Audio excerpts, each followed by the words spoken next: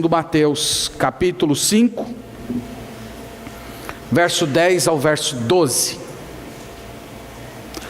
Mateus capítulo 5, verso 10 ao verso 12.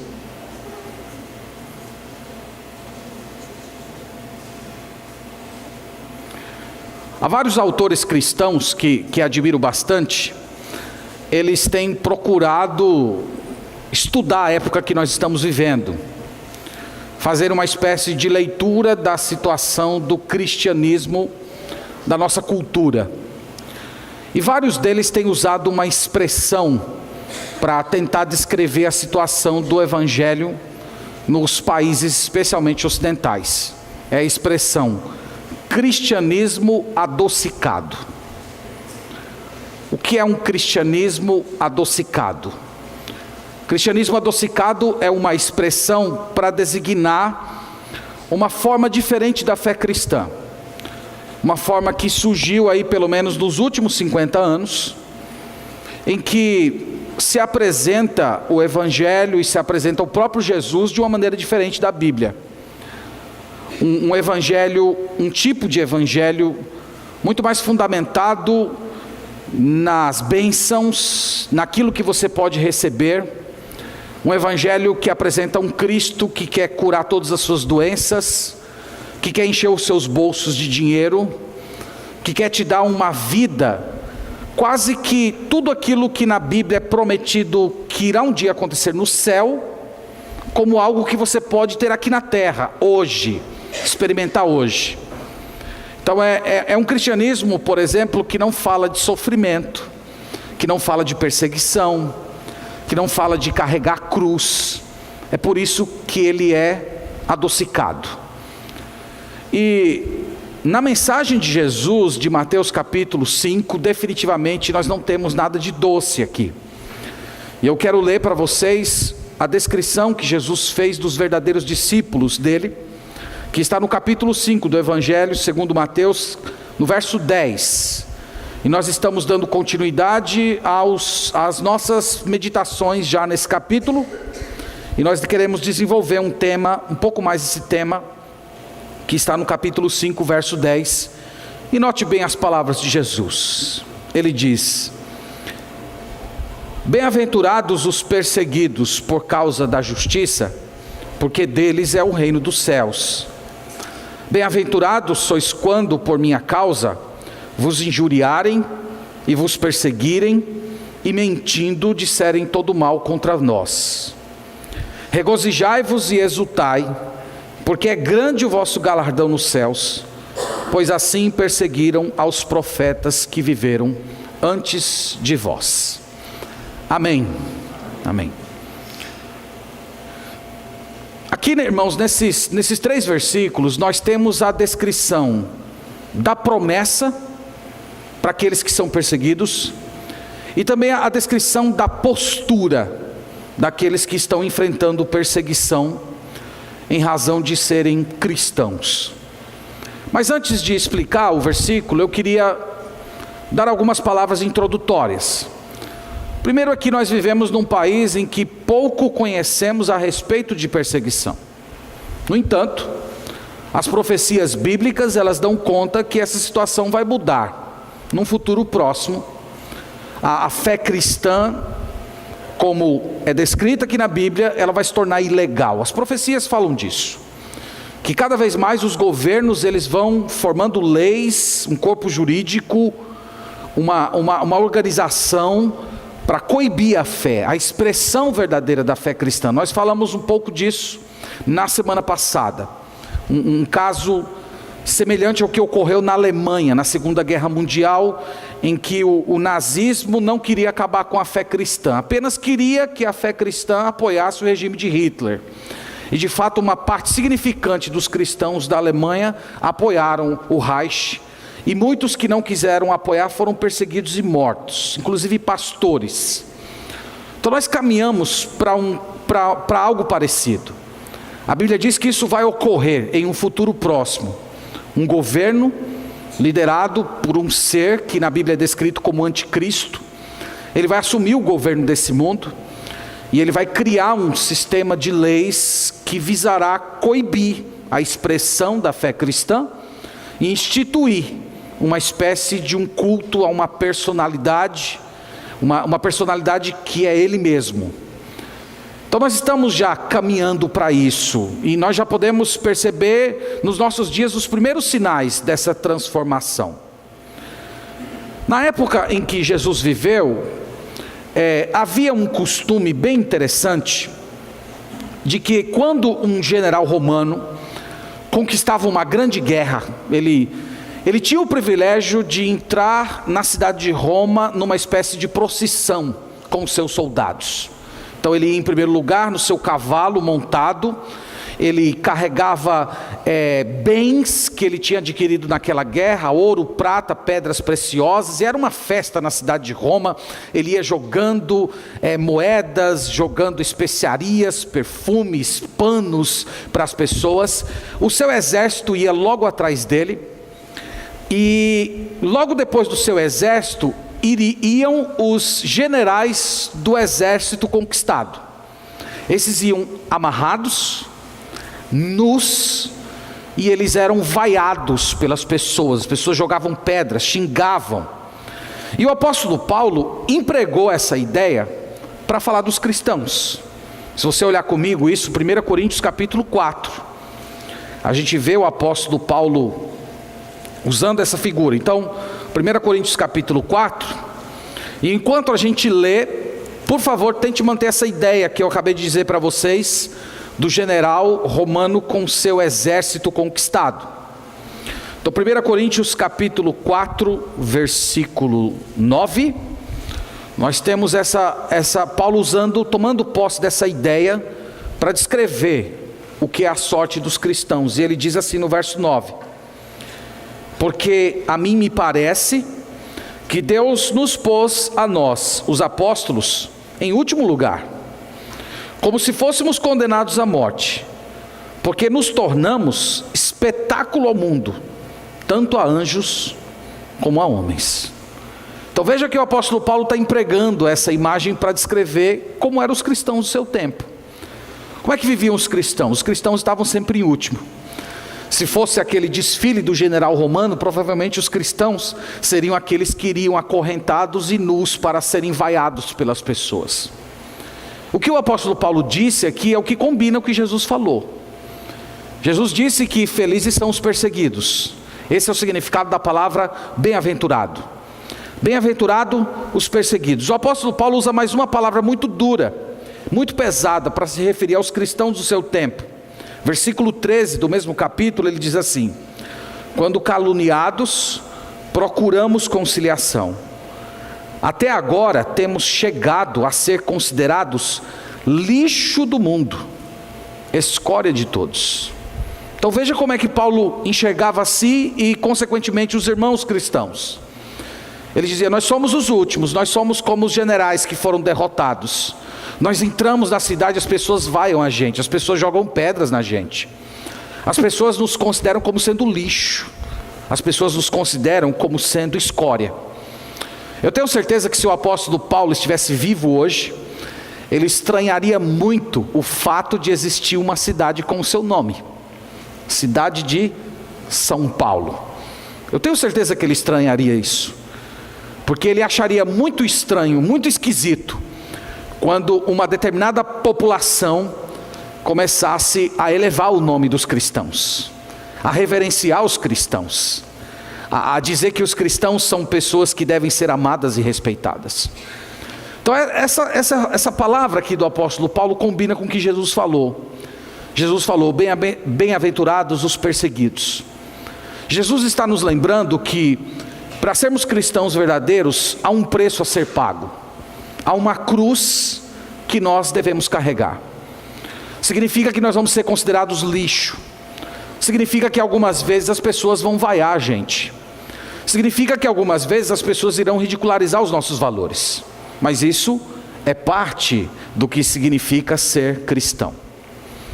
Agora eu estive pensando sobre isso, aliás já venho várias semanas considerando isso. E eu pego as palavras do apóstolo Paulo em que ele se coloca na posição de lixo do mundo, e eu fico comparando com os cristãos de hoje, especialmente os cristãos que ocupam a mídia. Vocês acham que eles são retratados como lixo, como escória? Eu acho que não. Eu acho que muitos deles são até estrelas. Estrelas da música, estrelas da televisão, estrelas da moda. E eu não estou falando aqui que não seja positivo para os cristãos o fato de termos servos e servas de Deus em todos os ambientes da sociedade. Mas o ponto que eu estou querendo destacar é porque é tão fácil. Por que é tão fácil hoje um cristão ocupar a mídia? Por que é tão fácil um cristão estar à frente? Por que os cantores evangélicos estão sendo exaltados? Por que as nossas músicas estão sendo cantadas por pessoas que nem têm fé em Jesus, vão ao show, se emocionam? Por que isso está acontecendo? Isso está acontecendo porque as pessoas estão mais tolerantes? Ou porque nós nos amoldamos demais ao mundo, ao ponto de sermos muito parecidos com eles? Essa é uma reflexão que nós temos que fazer quando somos colocados diante da palavra de Jesus Cristo. Porque o apóstolo Paulo, ele nunca foi celebridade. O apóstolo Paulo não teve fã-clube. Vocês sabem hoje que tem cantor evangélico que tem fã-clube, tem pregadores que tem fã-clube. O apóstolo Paulo nunca teve fã-clube. Jesus nunca teve fã-clube. Essas pessoas foram considerados de fato como lixo. O apóstolo Paulo, ele tinha um repertório, ele tinha um currículo que ele podia apresentar. Ele podia chegar para as pessoas da cidade e dizer: olha, eu me formei na melhor universidade judaica do mundo, eu me formei na universidade de Gamaliel, eu falo vários idiomas, eu sou amigo de reis, eu sou amigo de pessoas famosas, eu até fui ao terceiro céu. Mas as pessoas nunca elogiaram isso. Quando Jesus Cristo estava partindo aqui da terra, ele estava prestes a ser assunto aos céus, ele teve uma conversa com seus discípulos. E uma das suas últimas palavras foi a seguinte: mas recebereis poder, ao descer sobre vós o Espírito Santo, e sereis minhas testemunhas. E essa palavra testemunhas é uma palavra muito relevante naquele versículo, que é a palavra de onde vem a palavra mártir. Vocês serão os meus mártires. Vocês serão aqueles que vão testemunhar, algumas vezes através das suas palavras, mas outras vezes vocês vão testemunhar através da sua própria vida. Então, meus irmãos, quando nós comparamos as palavras de Paulo com as palavras de Jesus, e nós percebemos que Jesus Cristo nos chama a carregar a cruz, Jesus Cristo nos chama para uma vida de perseguição, e aí vem o apóstolo Paulo dizendo que nós vamos ser vaiados, que nós vamos ser considerados lixo. Nós devemos olhar essas palavras e no mínimo nos perguntar: o que é que está acontecendo? Por que nós estamos sendo aceitos? Definitivamente há alguma coisa errada na fé cristã, na expressão da fé cristã nos dias de hoje, porque é estranho quando o mundo nos aceita, é estranho quando as pessoas nos honram, é estranho quando as pessoas exaltam os nossos valores, é estranho quando as pessoas não perseguem-nos por causa da fé em Jesus Cristo. Então o Sermão do Monte nos coloca diante disso. E aqui Jesus está falando que nós vamos ser perseguidos por um mundo que despreza Deus. Quando ele esteve aqui na terra, Jesus Cristo alertou seus discípulos para isso. Ele disse o seguinte: olha, o mundo vai odiar vocês porque o mundo me odeia. O mundo me odeia. Isso ficou comprovado na própria experiência de vida de Jesus. Mal ele começou o seu ministério, as pessoas já estavam tramando a sua morte. As pessoas odiavam os seus sermões. Ele ia a fundo, ele enfrentava as principais autoridades religiosas da sua época. Ele não tinha meias palavras para falar a respeito do pecado e da necessidade de arrependimento. Ele chegou para um dos homens mais famosos, mais conhecidos, de maior autoridade da sua época, e ele disse: se você não nascer de novo, você não pode entrar no reino dos céus. Ele chegou numa época em que existiam muitas religiões e muitas propostas de vida, e ele disse: eu sou o caminho, a verdade e a vida, ninguém vem ao Pai senão por mim. Então Jesus nunca pregou para agradar as pessoas, ele nunca procurou ser popular. E Jesus nos chama a viver assim. O Sermão do Monte é isso. Jesus falou: felizes os mansos, Então as pessoas mais felizes são os mansos. Definitivamente o mundo não gosta de mansidão. O mundo gosta de pessoas muito valentes. Jesus falou: felizes os que têm fome e sede de justiça. As pessoas não gostam disso. As pessoas gostam de justiça até um certo ponto, desde que não interfira na sua vida, desde que não interfira no seu conforto. Então Jesus ele trouxe essa mensagem, e ele falou: essa mensagem vai impactar o coração das pessoas, e se vocês viverem essa mensagem, as pessoas irão lhes odiar. Foi por isso que Jesus falou que nós somos o sal da terra. Se você pegar o sal e colocar em cima de uma ferida, você sabe muito bem o que acontece. E esse tem sido o efeito da pregação de Jesus. E o que ele deixou claro para todos nós é isso: que no final das contas, quando nós adotamos a fé cristã de fato, com todas as suas particularidades, e nós vivemos o Evangelho, as pessoas de alguma maneira irão se opor a gente. As pessoas de alguma maneira vão dar as costas para a gente. E Jesus nos alertou afirmando o seguinte: que essa rejeição, no final das contas, não é uma rejeição endereçada a nós, é uma rejeição endereçada a Ele. As pessoas odeiam os nossos valores, porque no final das contas, elas odeiam o próprio Cristo. E o Sermão do Monte é uma mensagem que diz que você não deve querer fugir disso. Você não deve querer fugir disso. Você não deve querer fugir desse estilo de vida. Na verdade, Jesus falou que você deve se considerar um bem-aventurado.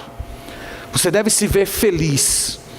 Então, quando você defende uma ideia, quando você se posiciona na sua família, na sua faculdade, no seu trabalho, no seu grupo social, quando você se posiciona e de alguma maneira, e isso gera um escândalo, um mal-estar, algum tipo de rejeição, as pessoas começam a colocar você de lado, né? Há pouco tempo eu estava aconselhando uma pessoa aqui da nossa igreja, um jovem muito sério, que trabalhava num certo grupo social, atendendo o público, e as pessoas conversavam pornografias na frente dos clientes, e ele se colocou como servo de Deus, dizendo que além de ser um tipo de conversa inapropriada, ela não cabe no ambiente de trabalho, e por causa disso ele começou a ser perseguido.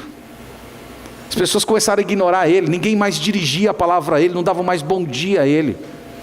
Começaram a inventar calúnias a respeito dele. E Jesus disse que quando nós enfrentamos esse tipo de coisa, nós temos que nos considerar bem-aventurados. É isso que ele diz aqui no Sermão do Monte. A gente acabou de ler: regozijai-vos e exultai. Essa palavra regozijai-vos significa dar pulos de alegria.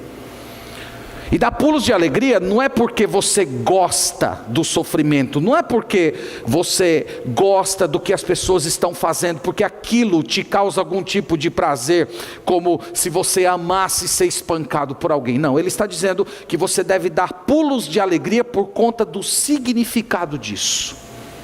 Isso aponta para uma coisa maior. Isso aponta para o fato de que você é de Deus. Isso aponta de fato que você pertence ao reino de Deus. Foi isso que ele disse, olha, no versículo 10: bem-aventurados os perseguidos por causa da justiça, porque deles é o reino dos céus. Então por que você é alegre? Por que você é feliz? Porque você ama as pessoas tratarem? Porque você ama ser motivo de piada? Porque você ama ser perseguido e caluniado? Não, porque isso significa que você é do reino.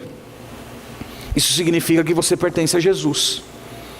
Isso significa que Jesus tem um reino. Esse reino, por enquanto, ele é um reino espiritual. Esse reino está ocorrendo no coração de cada pessoa que se converte a Jesus. E Jesus está falando para você: você pertence a isso, você é do reino.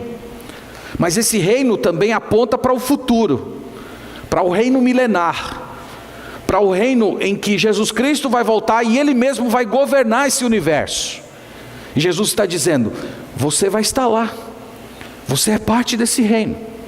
Então é por isso que você se alegra. Você se alegra porque o fato de você ser maltratado, o fato de você ser injuriado, significa que você pertence a Jesus. Você é parte do reino dele. E ele fez uma promessa gloriosa. Eu queria ler com vocês essa promessa que está em Marcos capítulo 10. Essa promessa dele complementa o que nós estamos tentando falar aqui. Marcos 10.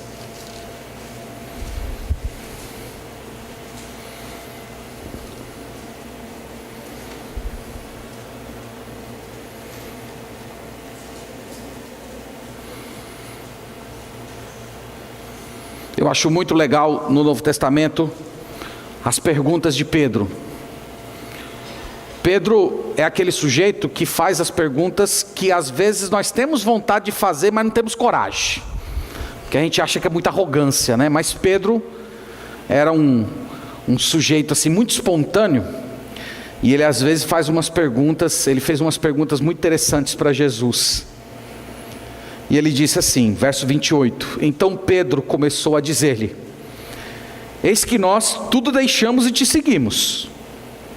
Tornou Jesus: em verdade vos digo que ninguém que tenha deixado casa, ou irmãos, ou irmãs, ou mãe, ou pai, ou filhos, ou campos, por amor de mim e por amor do Evangelho, que não receba já no presente o cêntuplo de casas, irmãos, irmãs, mães, filhos e campos com perseguições, e no mundo por vir, a vida eterna.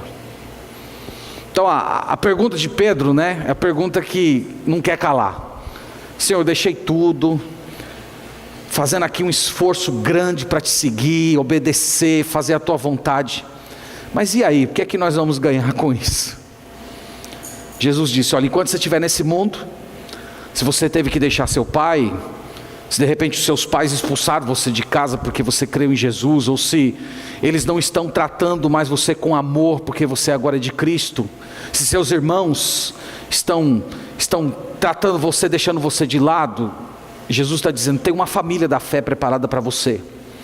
Tem mães no reino de Deus, tem pais no reino de Deus, tem irmãos no reino de Deus, tem casas no reino de Deus, né? A gente que viaja muito, às vezes pregando o Evangelho pelo Brasil afora, a gente descobre como tem casas, como nós temos um cêntuplo de casas de fato, de pessoas que amam e nos recebem como se fôssemos anjos de Deus. E Jesus diz: tem tudo isso, com perseguições, e no final a vida eterna. Então vocês estão vendo que Jesus não prometeu uma vida fácil para a gente.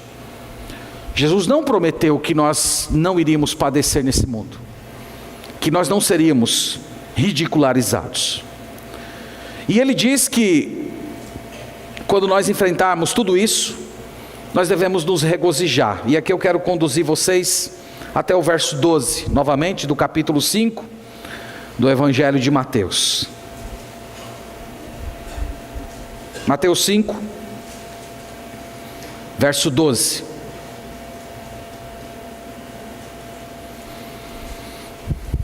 Ele diz o seguinte, aqui ele está fechando essa primeira parte do sermão dele, e a conclusão dela desce depois de falar de todo o caráter de quem é do reino de Deus, é o seguinte: regozijai-vos e exultai, porque é grande o vosso galardão nos céus, pois assim perseguiram os profetas que viveram antes de vós.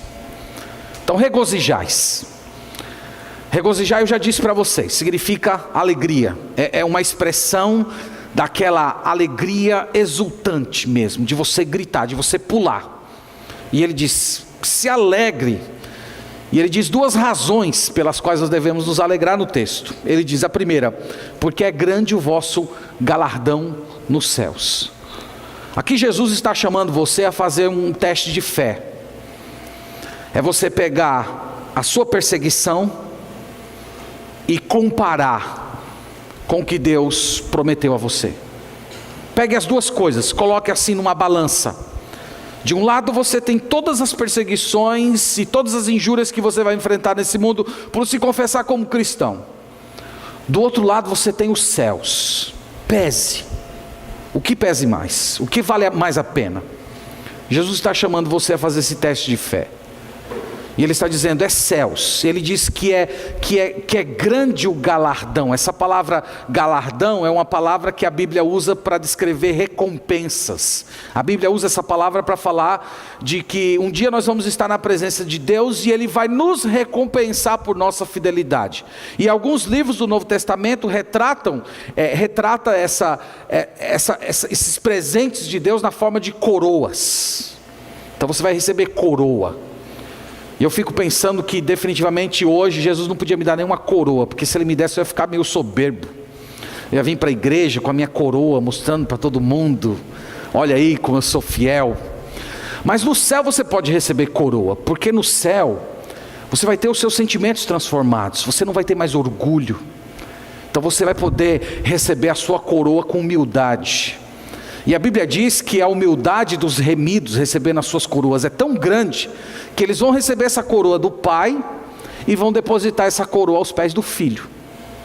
Como quem diz assim, não fui eu, foi o Senhor que fez em mim, foi o Senhor que operou no meu coração.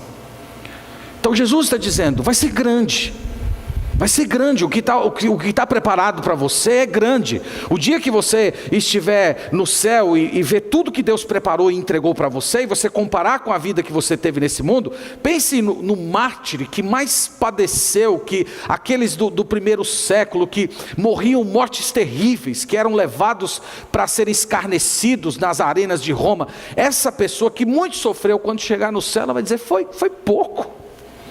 Diante de tudo isso, essas pessoas vão dizer, valeu a pena, valeu a pena. Então Jesus está chamando você a fazer esse teste de fé. E que se você fizer com o seu coração quebrantado, você de fato já vai poder experimentar uma alegria antecipada no seu coração.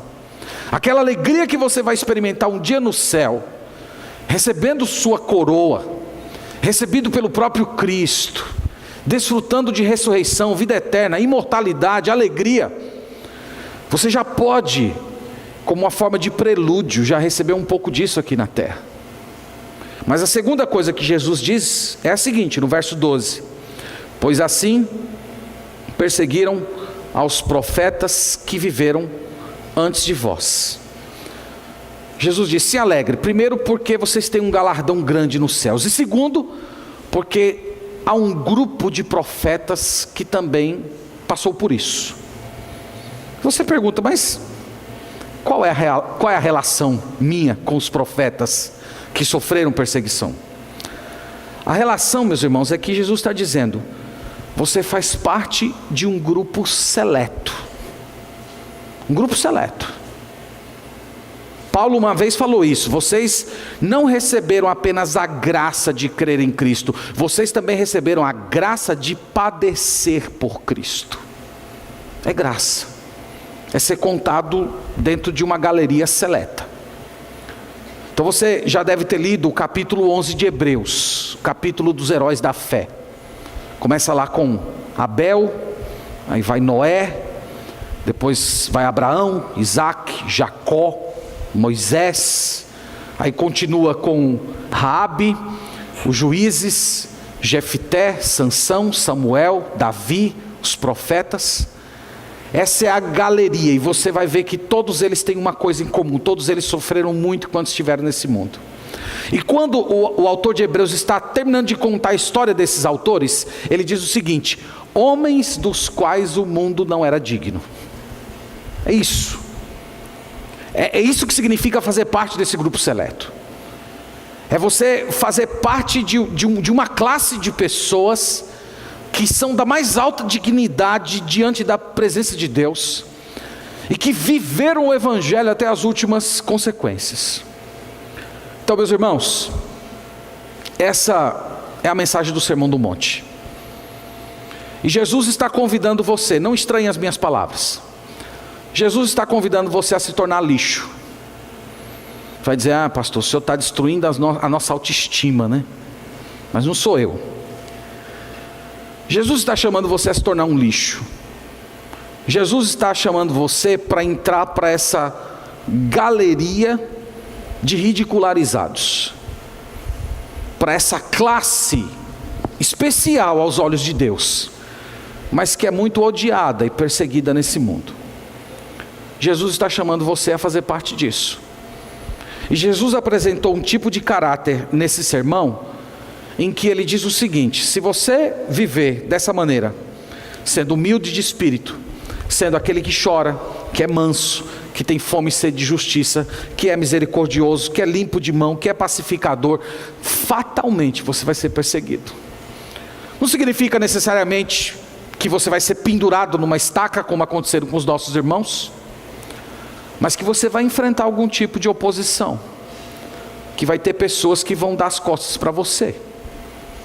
Algumas vezes as pessoas vão chamar você de preconceituoso, algumas pessoas vão ignorar você, outras pessoas vão tratar você como alguém indesejado. Mas essa mensagem aqui é para nos alegrar e dizer o seguinte: que quando o mundo estiver com os punhos encerrados contra nós, Deus está do alto do céu sorrindo para a gente. E isso, meus irmãos, é o que vale a pena. E isso que é felicidade. Tem um cristão da antiguidade, um homem chamado Cristóstom. Ele viveu no 4º século. E ele viveu no Império Romano. E uma vez um imperador, suposto imperador cristão, chamado Arcádios, chamou esse pregador do Evangelho, porque esse homem pregava mensagens que ofendiam o imperador.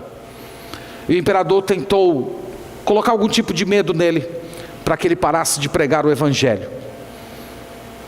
E ele disse o seguinte: se você não parar de pregar isso, eu vou banir você do império. E o Cristóstom respondeu: majestade, você não pode me banir, porque esse mundo pertence a Deus. Para onde você me mandar, eu estou na casa de Deus. Então eu terei de matá-lo. O rei respondeu com muita fúria. E ele disse: você não pode me matar, porque a minha vida está escondida em Cristo.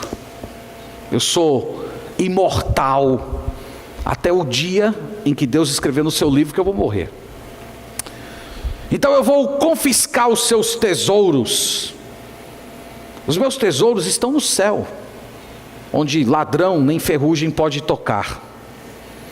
Então eu vou afastar você dos seus amigos e da sua família, e você vai viver o resto da sua vida exilado e isolado. Ele disse: você não pode fazer isso comigo também, porque eu tenho um amigo no céu que disse: de maneira nenhuma te deixarei, nunca jamais te abandonarei. De fato, esse homem ele foi expulso de Roma, mas ele continuou pregando o Evangelho. Ele foi um grande herói da fé cristã na Armênia. E você? E você? Você tem coragem de querer fazer parte desse grupo? Você quer ser contado entre essas pessoas que são de Jesus verdadeiramente, que não estão vivendo o cristianismo adocicado, que não querem uma fé cristã até certo ponto, onde não me traz constrangimento? Você quer viver como um cristão de fato? Você está disposto a fazer isso? Você acredita nessas bem-aventuranças? Você acredita nessas palavras de fato? Você acredita que ser manso é sempre o melhor caminho? Você acredita que ter fome e sede de justiça é o melhor? Você de fato acredita que as pessoas mais felizes do mundo são as perseguidas, as injuriadas e as caluniadas? Você está disposto a viver isso? Jesus, meus irmãos, está apresentando para a gente a única vida que vale a pena ser vivida: vida de discípulo, vida em que nós caminhamos nas mesmas pisadas do Mestre. Então o convite de Jesus para todos nós hoje é para a gente assumir isso. Vamos ser discípulos, vamos deixar de dissimular a fé, vamos nos posicionar dentro dos valores da Bíblia, mesmo que isso nos custe algum sofrimento, mesmo que isso doa, mesmo que isso significa que nós vamos derramar algumas lágrimas, mesmo que isso custe o afastamento de pessoas que nós amamos. Vamos assumir isso, irmãos, porque só assim nós vamos ser parecidos com Jesus.